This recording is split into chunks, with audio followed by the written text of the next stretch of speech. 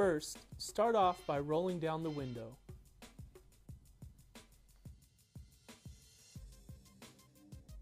Next, grab the cleaning wipe, open, and clean the areas in which the visor will be applied.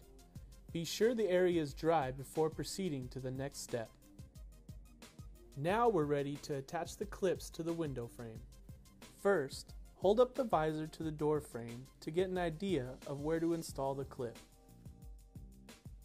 When installing the clip, make sure the surface with the hole is facing out and that the clip is curved outward as well. Insert the mounting clip in between the window frame and the rubber weather strip.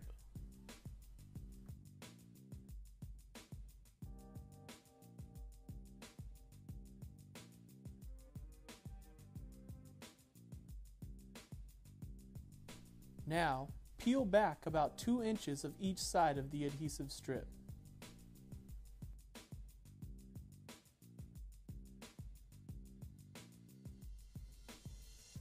For this application, you will first attach the front edge of the visor to the side view mirror panel.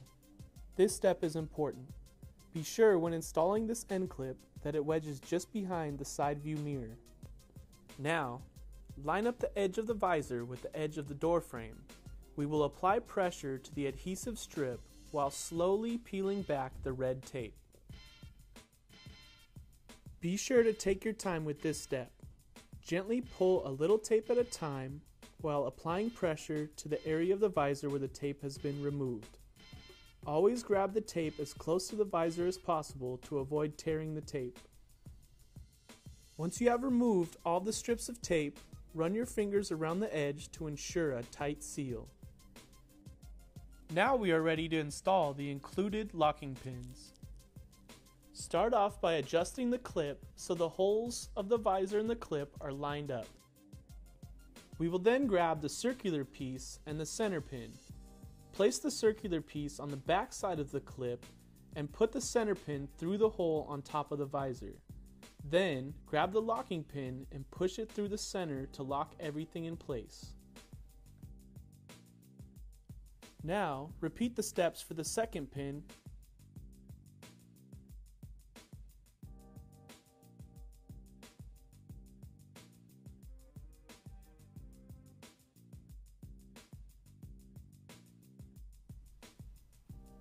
Repeat the same procedures for the rear visor.